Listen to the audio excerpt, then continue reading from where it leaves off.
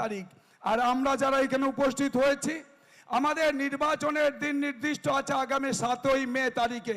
তৃতীয় দফার ভোটের জন্য আমরা সবাই প্রস্তুতি নিচ্ছি, তাই তো?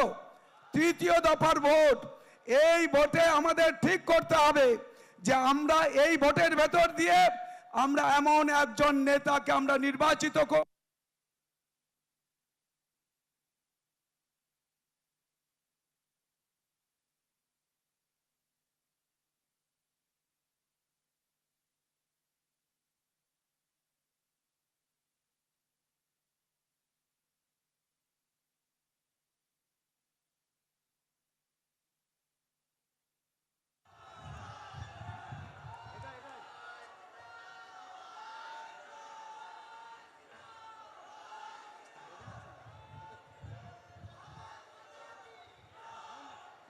হ্যালো হ্যালো আমরা এই নির্বাচনের ভেতর দিয়ে আমাদের দেশের নেতা নির্বাচন করব এমন একজনকে যিনি আমাদের সমস্ত মানুষের সেবক হিসেবে কাজ করবেন। আমরা 2014 সাল থেকে আমরা 10 বছর ধরে আমরা দেখেছি আমাদের দেশের 140 কোটির মানুষের যদি সেবক হিসেবে কেউ কাজ করেছেন তাহলে একমাত্র একজনই নেতা আছেন আমাদের দেশের, যিনি বিশ্ব নেতা হিসেবে আজকে পরিচিত, আমাদের দেশের প্রধানমন্ত্রী নরেন্দ্র দামোদর দাস মোদীজি। আমরা আবার মোদীজিকে আমরা তৃতীয়বারের জন্য আমরা প্রধানমন্ত্রী দেখতে চাই, তাই তো? আমরা তাই মোদীজিকে আমরা আমাদের এই মালদা উত্তর লোকসভা কেন্দ্র এলাকা থেকে আমরা একটা পদ্ম ফুল আমরা উপহার দেব। আমরা এখান থেকে সবাই প্রস্তুত তো? আমরা এই মালদা উত্তর লোকসভা কেন্দ্র এলাকা থেকে একটা ফুল উপহার দেওয়ার জন্য আমার এই মালদা উত্তর লোকসভা কেন্দ্র এলাকায় 17 লক্ষ আমার হচ্ছে দেবতুল্য ভোটার যারা আছেন, আমার এখানকার সমস্ত দেবতুল্য আমাদের ভারতীয় জনতা পার্টির কার্যকর্তা আছেন, পদাধিকারীরা আছেন। আপনারা প্রস্তুতি নিন যে আগামী 7ই মে তারিখে আমরা মালদা উত্তর লোকসভা কেন্দ্র এলাকা থেকে একটা ফুল আমরা পদ্ম ফুল আমরা এখান থেকে নরেন্দ্র মোদীজির হাতে উপহার আমরা তুলে দেব। তার জন্য আমাদের সবাইকে ঐক্যবদ্ধ হতে হবে। আমরা জানি এরা মিথ্যা কথা বলে, অপপ্রচার করে, আমার সম্পর্কে অনেক কথা ওরা বলছে। বিষয় তো আইমা কথা করে ওরা গগো কমিশরা কুপে বাড়াইগে নুকুদা আদিবাসী তিস বাকু লাহা চুবো না নডে যে মেরা কো তৃণমূল কংগ্রেস তিস আদিবাসী বাকু লাহা চু করবো না। আদিবাসীদের কখনো তারা সামনের দিকে যেতে দেয়নি। এরা কোনোদিন আদিবাসীদের আর আমাদের যারা এখানে হচ্ছে পিছিয়ে পড়া মানুষ, যারা আমাদের সংখ্যালঘু মানুষ, যাদের নিয়ে ওরা রাজনীতি করে, তুষ্টিকরণের কাজ করে, এদেরকেও কখনো সামনের দিকে যেতে দেয় না। যারা আমাদের এখানকার যারা হচ্ছেন আমাদের দেশি পলি রাজবংশী, আমাদের যারা হচ্ছেন পূর্ব বাংলা থেকে আসা মানুষ, আমাদের যারা মতুয়া সম্প্রদায়ের এবং কাপালি সম্প্রদায়ের যারা আছেন, তাদেরকেও কখনো তারা সম্মান দিতে জানে না। আমাদের দেশের প্রধানমন্ত্রী এবং ভারতীয় জনতা পার্টি তারা সম্মান দিতে জানে পিছিয়ে পড়া অংশের মানুষকে। তাই আমাদের দেশের 1 নম্বরের নাগরিক হচ্ছেন একজন আদিবাসী মা, তিনি হচ্ছেন দ্রৌপদী মুর্মু। আজকে আমাদের দেশের 1 নম্বরের নাগরিক, তাকে সম্মান দিয়েছে, আদিবাসীদের সম্মান দিয়েছে। আবু গগকু আর আদিবাসী আবু লাগাতে নুলো গান को कमी कदा बीजेपी की कुंजाल को बीजेपी के आबू लगाते को उनको को गणो के माबोना और बीजेपी की आदिवासी थोड़ा गाने लहाई दिए बना को আমাদের ভারতীয় জনতা পার্টি আমাদের সমস্ত মানুষের জন্য যারা কাজ করছেন, আমাদের সমস্ত কার্যকর্তা, আমাদের দেশের প্রধানমন্ত্রীকে দেখেছেন, তিনি সবকা সাথ সবকা বিকাশের মন্ত্র দিয়ে কাজ শুরু করেছিলেন। তিনি দেশের সেবক হিসেবে কাজ শুরু করেছিলেন। তাই আমাদের এখানে যত উন্নয়নের কাজ হচ্ছে, আমাদের প্রধানমন্ত্রী আবাস যোজনার টাকা তাতে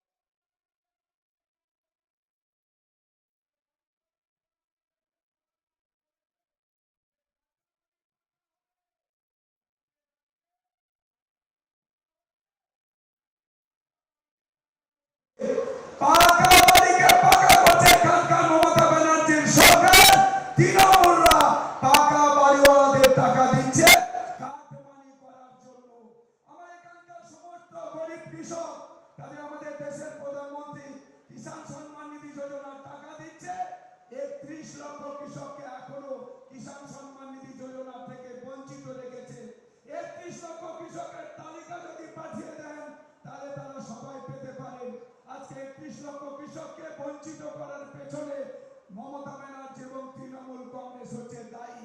তাই আমাদের চাইতে হবে, জবাব চাইতে হবে, এই কৃষকদের নামের তালিকা পাঠাতে কি অসুবিধা, কেন তিনি নামের তালিকা পাঠাচ্ছেন না? আর এখানে ওরা বলছেন যে এমপি এখানকার কোনো কাজ করেনি। এখানে তারা বলে বেড়াচ্ছেন এখানকার তৃণমূল কংগ্রেসের প্রার্থী, তিনি তো আজকে হচ্ছে যে কলকাতার মানুষ, তিনি মালদাকে চেনেন না, তিনি এখানকার মাটি চেনেন না, এখানকার মানুষকে চেনেন না। এখানে এসপি থাকার সুবাদে তিনি মানুষকে, সমস্ত মানুষের শুধু ঘুষ নিতে তিনি জানেন। এখানে মানুষের কাছ থেকে এখানে ঘুষ দিয়েছেন, মানুষকে মিথ্যা মামলায় জড়িয়েছেন, বহু মানুষের বিরুদ্ধে মিথ্যা কেস তিনি করেছেন। এখান থেকে ডিআইজি হয়ে যখন তিনি দিল্লিতে, যখন এখান থেকে ডিআইজি হয়ে বালুরঘাটে ছিলেন, তখনও তার হচ্ছে এই সমস্ত কীর্তিকলাপ ওই দক্ষিণ দিনাজপুরের মানুষ জানেন।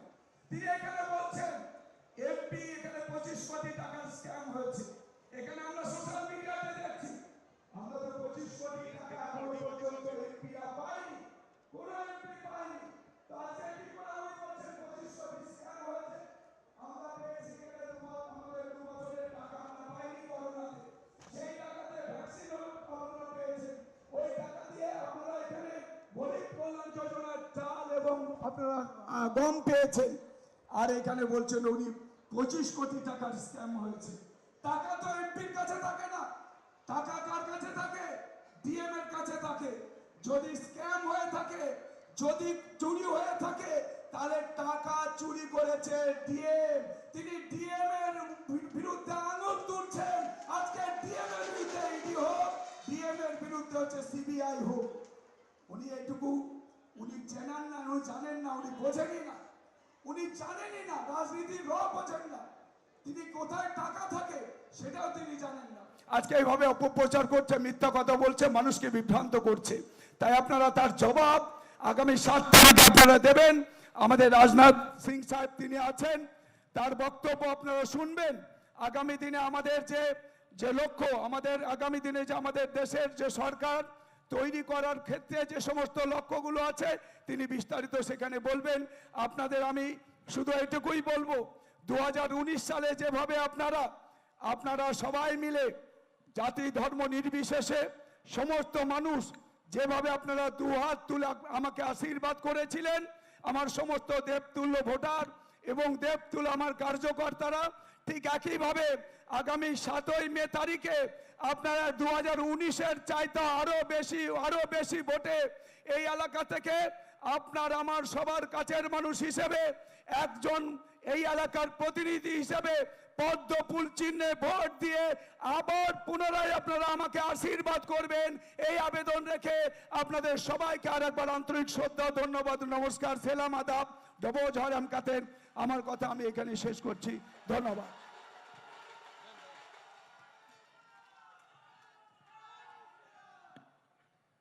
এবারে যার বক্তব্য শোনার জন্য এত তীব্র দাবদাহে গরমকে উপেক্ষা করে আপনারা যার বক্তব্য শোনার জন্য এখানে উপস্থিত হয়েছেন, অনেকে ডাঙ্কা পার্টি এখানে এসেছেন একবার ঠাকুর হরিচাঁদ গুরুচাঁদের উদ্দেশ্যে ডাঙ্কা বাজিয়ে রাজনাথজিকে স্বাগতম জানিয়ে, আর আপনারা একবার জানাবেন সকলে আমাদের মতুয়া ভাইদের পক্ষ থেকে। কিন্তু অল্প সময়, 1 মিনিট যারা ডঙ্কা নিয়ে এসছেন একটু ডঙ্কা বাজিয়ে রাজনাথজিকে একটু সম্বর্ধিত করবেন আমাদের মতুয়া ভাই বোনদের পক্ষ থেকে। জয় হরি বল, জয় হরি বল, জয় হরি বল, জয় হরি বল, জয় হরি বল, হরি বল, হরি বল, জয় হরি বল, হরি বল।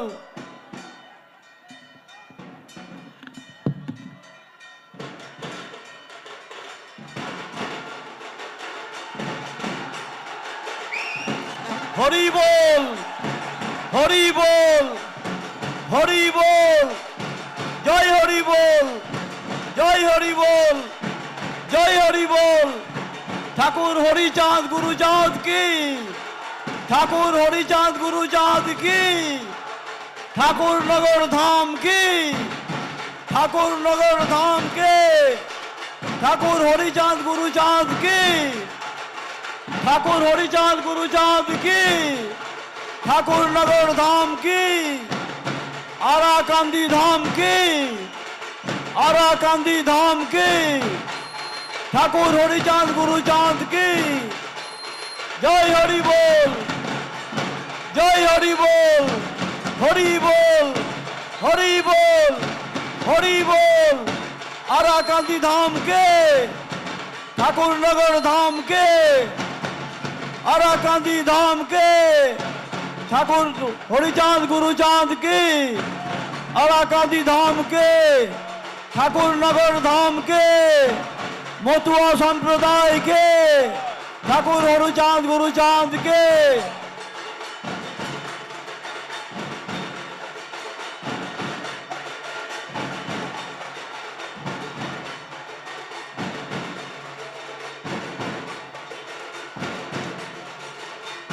হরি বল, হরি বল, হরি বল, হরি বল, জয় হরি বল, জয় হরি বল, হরি বল, হরি বল, জয় হরি বল, হরি বল, হরি বল।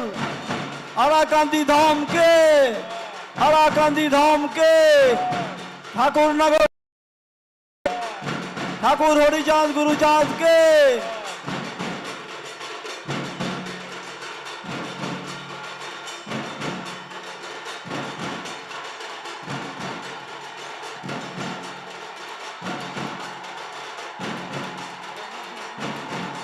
একটু উলুধ্বনি দিব আমরা, মায়েরা সবাই উলুধ্বনি দিব, উলুধ্বনি, আমরা সবাই উলুধ্বনি, জয় উলুধ্বনি, উলুধ্বনি। জয় জয় শ্রীরাম, জয় শ্রীরাম, জয় জয় শ্রীরাম, জয় শ্রীরাম, জয় শ্রীরাম, জয় শ্রীরাম, জয় জয় শ্রীরাম, জয় শ্রীরাম, ভারত মাতা কে জয়, ভারত মাতা কে জয়, ভারত মাতা কে জয়। राजनाथ जी अमर, राजनाथ जी जिंदाबाद, जिंदाबाद, जिंदाबाद, যশস্বী রক্ষা মন্ত্রী রাজনাথ জি জিন্দাবাদ। जिंदाबाद। এবারে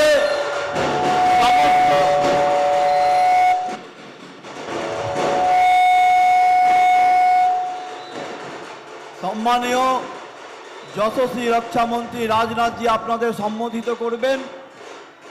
সম্মানীয় রাজনাথ জি এবার আপনাদের সম্বোধিত করবেন, আপনারা সকলেই ধৈর্য ধরে তার মূল্যবান বক্তব্য শুনবেন।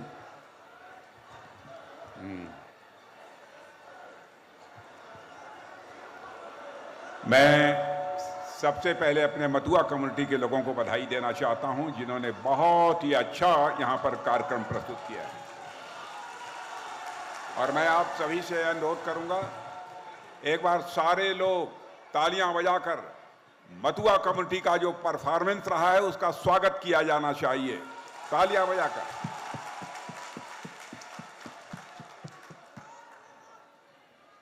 भारतीय जनता पार्टी मालदा के president Shri Ujjwal Datta, candidate Malda constituency Shri Khagen Murmu, Shri Rupa Mitri Chowdhury, Gopal Saha secretary state MLA, and Chinmay Dev Burman, General Secretary and MLA, Joel Murmu, ST President and MLA, Milan Das, Convener, Ajay Ganguly, in charge, and Ali Hossain, Joint in charge, and Mahfuza Khatoon, National Executive Member.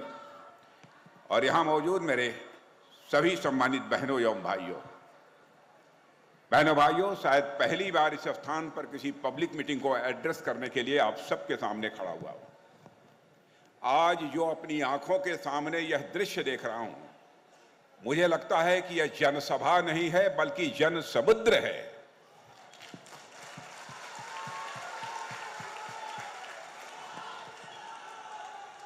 और मुझे ऐसा लगता है यहां के लोगों ने मन बना लिया है कि हमें खगेन मुर्मू को भारी मतों से विजय दिलाकर भारत की पार्लियामेंट में भेजना है। यह मन लोगों ने बना लिया है। सबसे पहले हमार प्रियो मां, भाई, दादा, दीदी एवं बोनेदेर शादोर नमस्कार जानई।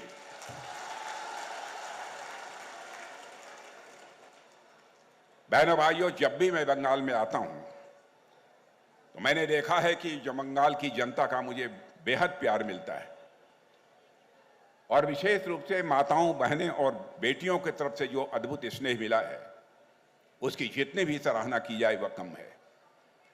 आज मैं पश्चिमी बंगाल की जिस भूमि पर यहां खड़ा हूं, यह 51 शक्तिपीठों में शामिल किरीटेश्वरी के आगे मैं पहले अपना शीश झुकाता हूं और मुझे पूरा विश्वास है कि यह मां किरीटेश्वरी इस पश्चिमी बंगाल का कल्याण करेगी, पूरी यहाँ की जनता का कल्याण करेगी, ऐसा मेरा पक्का भरोसा है।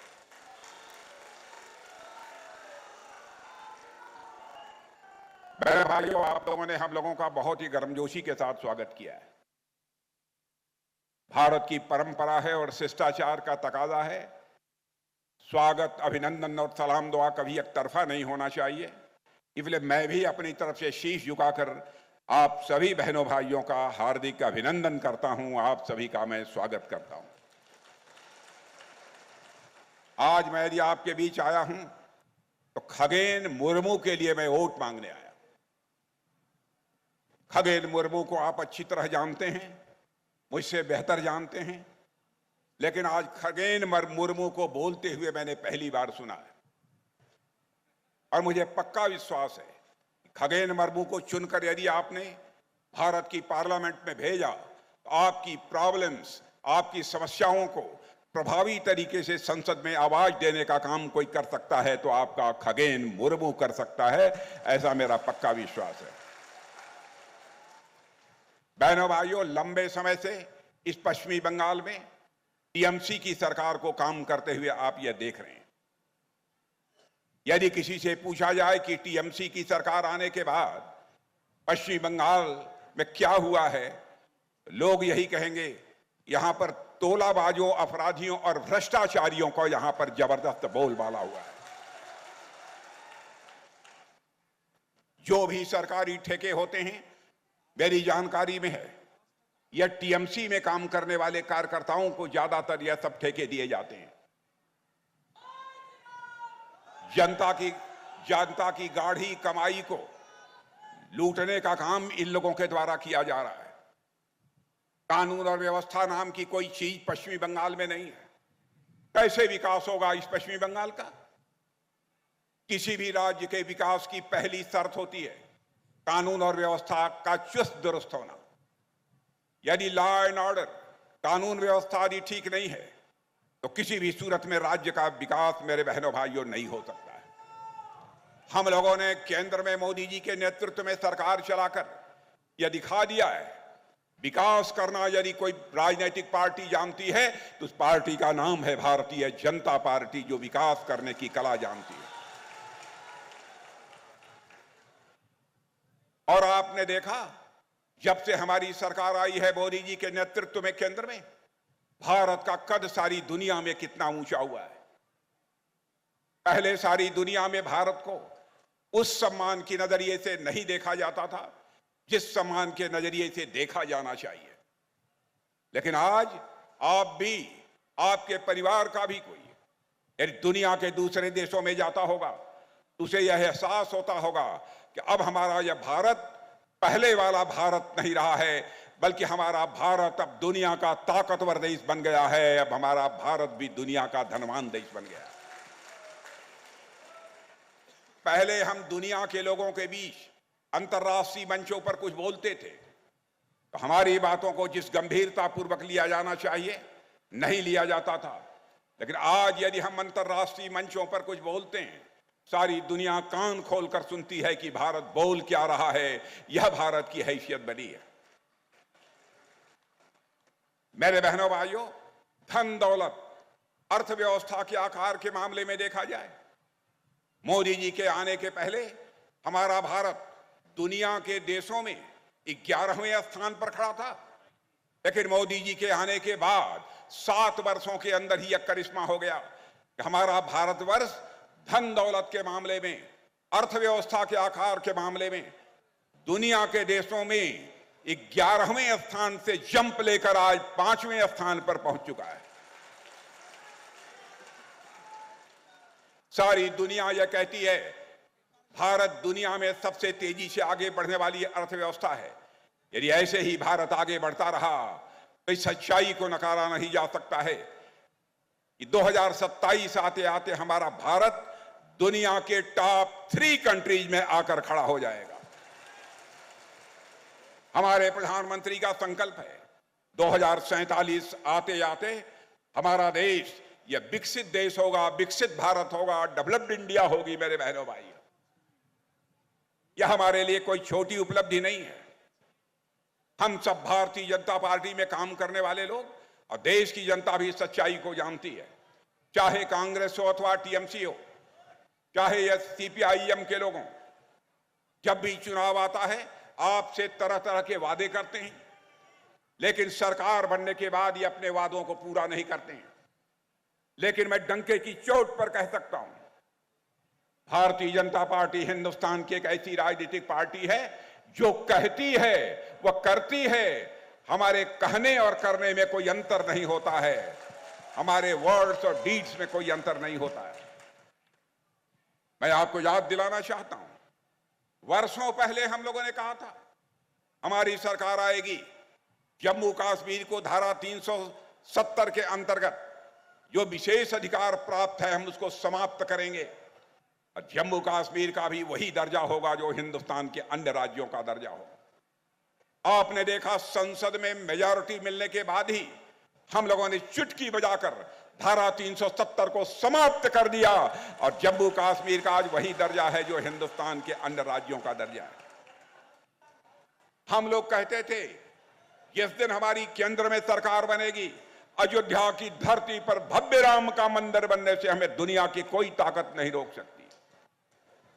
हम जब नारे लगाते थे राम लला हम आएंगे, मंदिर वही बनाएंगे, तो यह कांग्रेस टीएमसी के लोग कहते थे, ये भाजपा वाले बार बार मंदिर बनाने की बात करते हैं, मंदिर बनाएंगे लेकिन तारीख नहीं बताएंगे।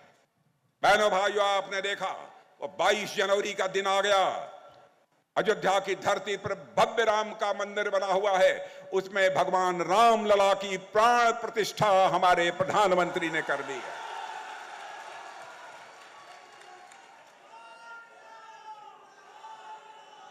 और मैं कहना चाहता हूं मेरे बहनों भाइयों, राम लला अपनी झोपड़ी से निकलकर अपने महल में पहुंच चुके हैं। मुझे ऐसा लगता है कि भारत में राम राज्य आने के संकेत पूरी तरह से हो चुके हैं। हम लोगों ने कहा था हमारी सरकार आएगी तो 3 तलाक, ट्रिपल तलाक, हम इसे समाप्त करेंगे। हमारे विरोधी दल के लोग कहते थे दूसरे धर्म के मामले में आप हस्तक्षेप क्यों करते हैं। हम लोगों ने कहा चाहे हिंदू हो, मुसलमान हो, ईसाई हो, यहूदी हो, कोई हो, किसी धर्म की मानने वाली मां, बहन और बेटी, हमारी भी मां, बहन और बेटी है, उसके साथ कोई जुल्म होगा, अत्याचार होगा, सरकार बने या न बने, उस मां, बहन और बेटी के साथ भारतीय जनता पार्टी पूरी मजबूती के साथ खड़ी रहेगी। हम कैसे इसे बर्दाश्त कर सकते थे। आप किसी बहन बेटी के साथ शादी करिए और 10 दिन के बाद तलाक तलाक तलाक 3 बार बोलकर से छुट्टी कर दी है। दूसरी राजनीतिक पार्टी से बर्दाश्त कर ले, लेकिन भारतीय जनता पार्टी मेरे बहनों भाइयों इसे बर्दाश्त नहीं कर सकती है। इसे भी करके हम लोगों ने दिखाया। हम लोगों ने कहा था हम आएंगे, नागरिकता का कानून पास करेंगे। आप देख रहे हैं, चाहे पाकिस्तान हो, बांग्लादेश हो, चाहे अफगानिस्तान हो, हमारे बहुत सारे लोगों का धार्मिक आधार पर उत्पीड़न हुआ है और वहां से भागकर लोग भारत में शरण लेते हैं, लेकिन उनको भारत की नागरिकता नहीं मिलती थी। मैं आपसे पूछना चाहता हूं, धार्मिक उत्पीड़न के कारण जो लोग बांग्लादेश, अफगानिस्तान, पाकिस्तान से भारत आते थे, भगकर आते थे, हमारे लोग हैं, भारत हमारा है, हम वहां चलेंगे, हमें राहत मिलेगी, हमें सम्मान मिलेगा। क्या ऐसे लोगों को नागरिकता दी जानी चाहिए कि नहीं दी जानी चाहिए? मैं आपसे पूछता हूं, आप बताइए, दी जानी चाहिए कि नहीं दी जानी चाहिए? और तेज आवाज में बतलाइए, दी जानी चाहिए कि नहीं दी जानी चाहिए? बहनों भाइयों, हम लोगों ने इस नागरिकता का कानून पास कर दिया।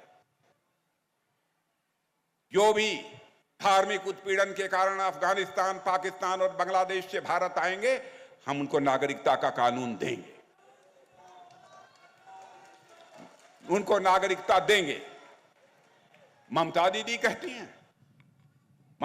कहती हैं हम नागरिकता के कानून को समाप्त कर देंगे। ममता दीदी, पश्चिम बंगाल की जनता की आंखों में आप धूल क्यों झोंक रही है? क्या सच बोलकर राजनीति नहीं की जा सकती है? बराबर जनता की आंखों में धूल झोंक कर राजनीति करने की आप लोग कोशिश करती हैं। बहनों भाइयों, किसी राज्य का यह अधिकार नहीं है कि नागरिकता के कानून को समाप्त कर दे, और कोई मां का लाल अब नागरिकता के कानून को समाप्त नहीं कर सकता है। मैं डंके की चोट पर कहना चाहता हूं।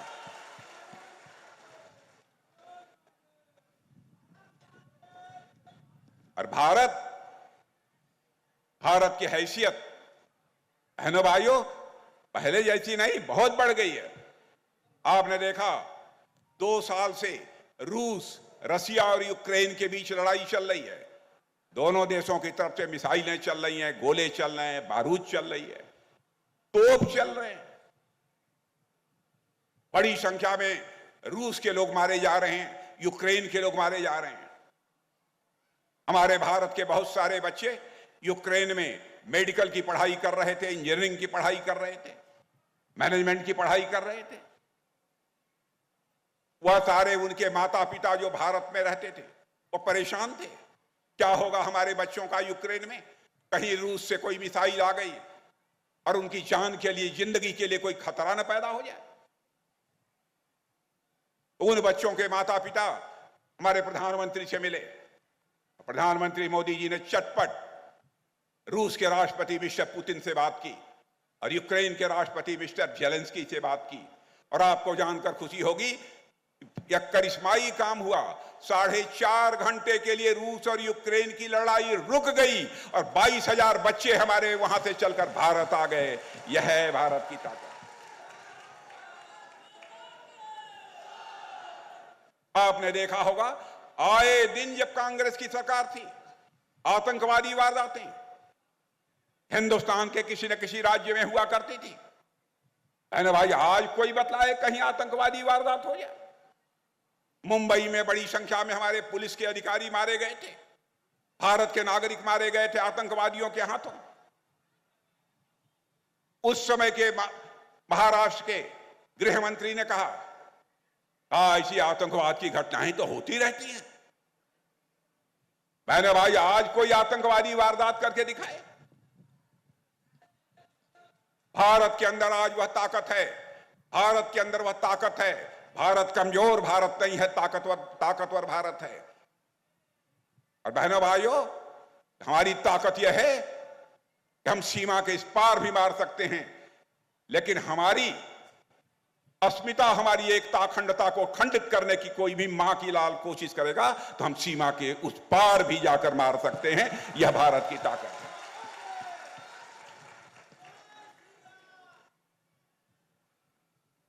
और इस बार जो मैं हालत देख रहा हूं सारे देश भर में, कुछ दिनों पहले मैं तमिलनाडु में था, केरल में था, हैदराबाद में था।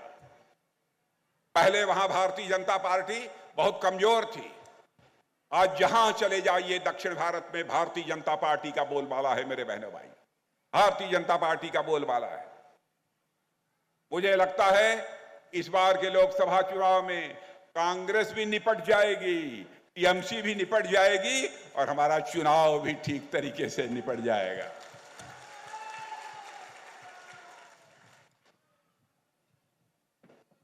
भ्रष्टाचार, मैं ममता दी पूछना चाहता हूं, क्यों आपकी सरकार पर भ्रष्टाचार के आरोप लगते हैं?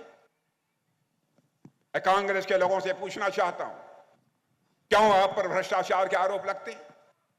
जब जब इस देश में कांग्रेस की सरकार रही है अथवा पश्चिम बंगाल में टीएमसी की सरकार रही है, इन लोगों के ऊपर भ्रष्टाचार के आरोप लगे। इनके नेताओं को भ्रष्टाचार के आरोपों के कारण जेल की हवा भी खानी पड़ी है। लेकिन बहनों भाइयों, 10 साल हो गए हम लोगों के सरकार चलाते हुए। आदरणीय अटल बिहारी वाजपेयी को भी सरकार चलाते हुए आपने इस देश में देखा है।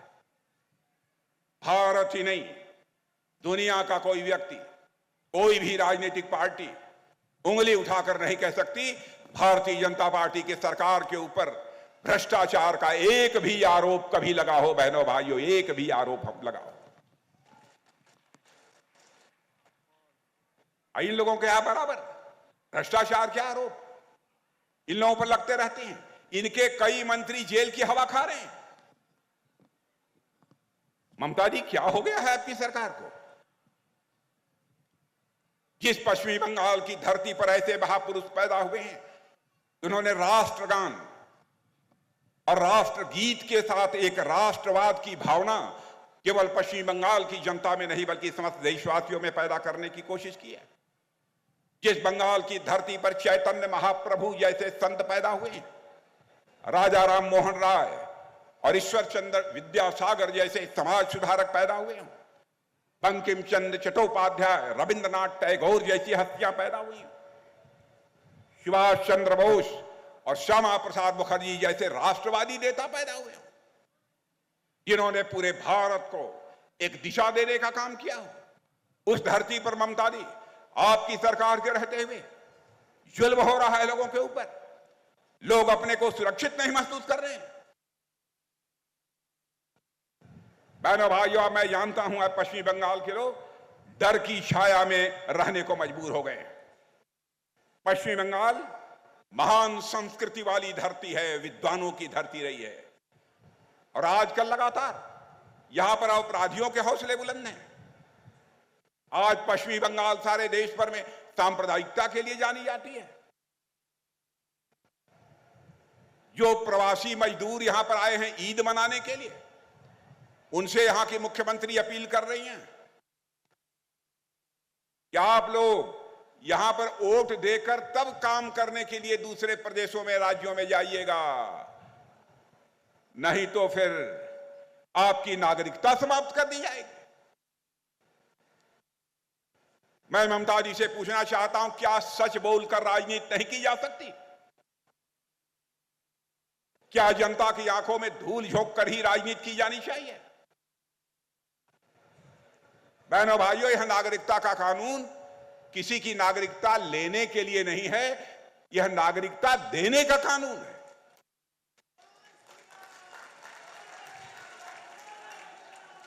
और आप कहती हैं कि हम नागरिकता के कानून को समाप्त कर देंगे। बहनों भाइयों, इस नागरिकता के कानून को दुनिया की कोई ताकत नहीं समाप्त कर सकती। संदेश खाली में जो कुछ भी हुआ है मेरे बहनों भाइयों, मानवता शर्मसार हुई है। भारत की प्रतिष्ठा पर पश्चिमी बंगाल की सरकार ने, टीएमसी की सरकार ने चोट पहुंचाई है। महिला के मुख्यमंत्री रहते हुए पश्चिमी बंगाल की धरती पर महिलाओं के ऊपर जुल्म हो रहा है, अत्याचार हो रहा है। यहां की वीरांगना है हमारी माताओं बहनों से मैं कहना चाहता हूं, उठो और इस बार सत्ता को यहां से उखाड़ फेंको, टीएमसी की सरकार को। यह मैं आपसे अपील करना चाहता हूं।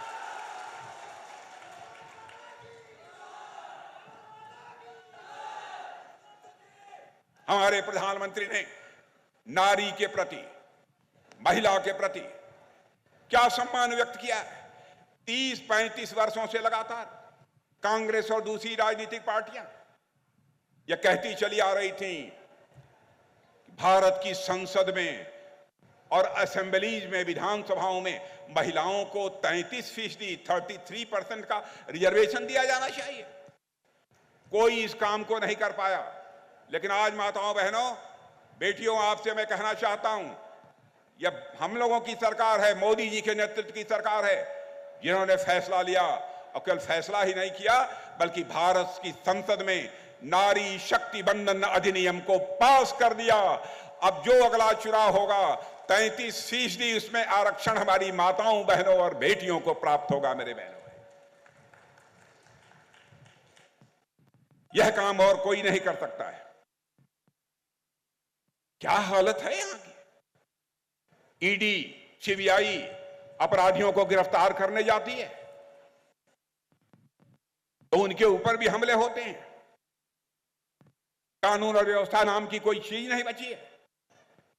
बहनों भाइयों, किसी राज्य के विकास की पहली शर्त होती है कानून और व्यवस्था चुस्त दुरुस्त होना चाहिए। ममता जी,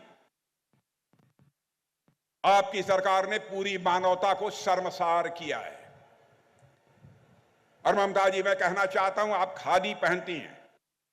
खादी और गांधी दोनों का बहुत गहरा नाता है। और खादी की आड़ में यह बंगाल लूट रहा है। यहां पर चाहे कोई परीक्षा हो, एसएससी की, टीईटी की रिक्रूटमेंट हो, हर में घोटाला, लॉटरी घोटाला। कभी कभी लगता है ये तृणमूल कांग्रेस है कि सचमुच कांग्रेस है। ममता दीदी, आपके नाम में ही ममता है।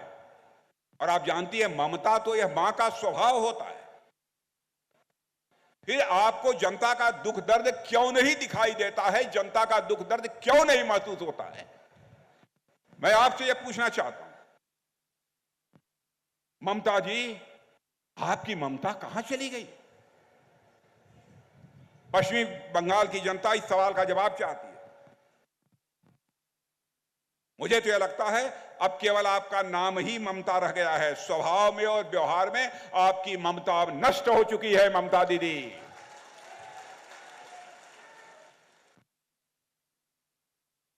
बहनों भाइयों, हमारी सरकार ने गरीबों के लिए, मध्यम वर्गीय परिवारों के लिए कितनी योजनाएं प्रारंभ की।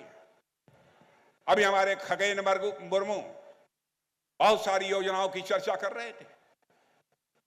ऐसी ऐसी योजनाएं हम लोगों ने चलाई हैं। प्रधानमंत्री गरीब कल्याण योजना, मैं दावे के साथ कहता हूं, पता नहीं यहां क्या टीएमसी की सरकार आप तक पहुंचने दे रही है कि नहीं दे रही है। 5 किलोग्राम मुफ्त अनाज आपके परिवारों में मिल रहा है कि नहीं? प्रधानमंत्री गरीब कल्याण योजना के अंतर्गत मिल रहा है कि नहीं? यहां मिल रहा है।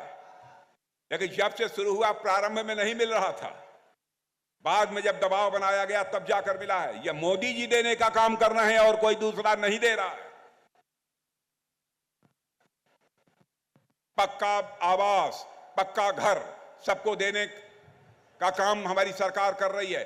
यहां गरीबों को मिल गया है पक्का घर, पक्का आवास, की नहीं मिला है? बताइए, क्या इंसाफ है ममता जी? क्यों नहीं हमारी केंद्र की योजनाओं को आप लागू करती हैं?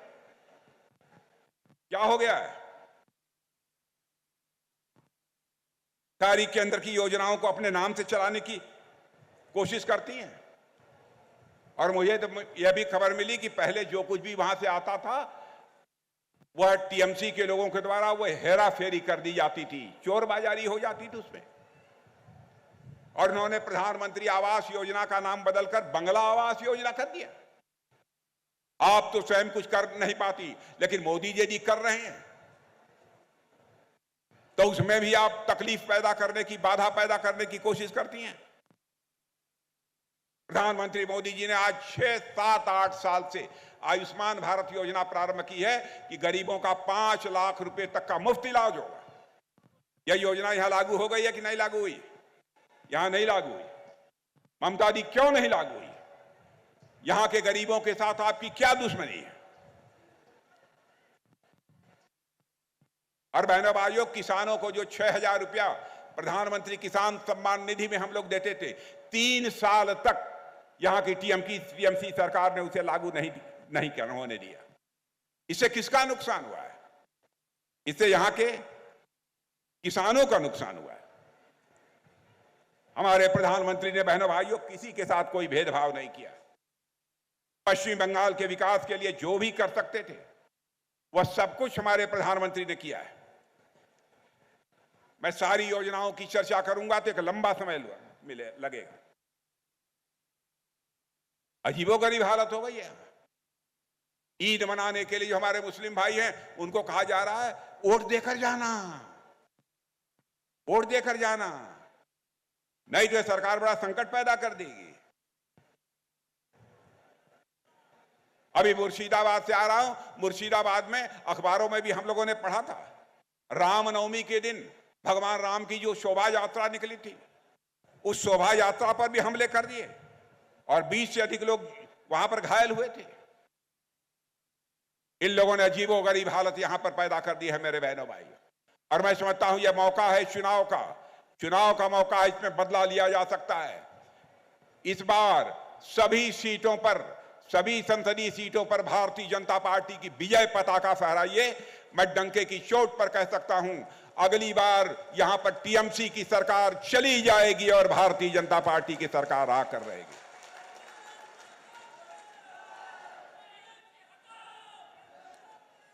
मैं देख रहा था बहुत सारे काम जो यहां पर मालदा में हमारी सरकार ने किए हैं। यदि मैं सबकी चर्चा करूंगा तो बहुत एक लंबा समय लगेगा, लेकिन मैं समझता हूं खगेन मुर्मू ने अथवा हमसे यहां आने के पहले लोगों ने यह सब सारी बातें आपके सामने रखी होंगी। आज मैं तो आप लोगों से यही अपील करने आया हूं कि आप सभी का समर्थन भारतीय जनता पार्टी को प्राप्त होना चाहिए। कमल का फूल खिलना चाहिए।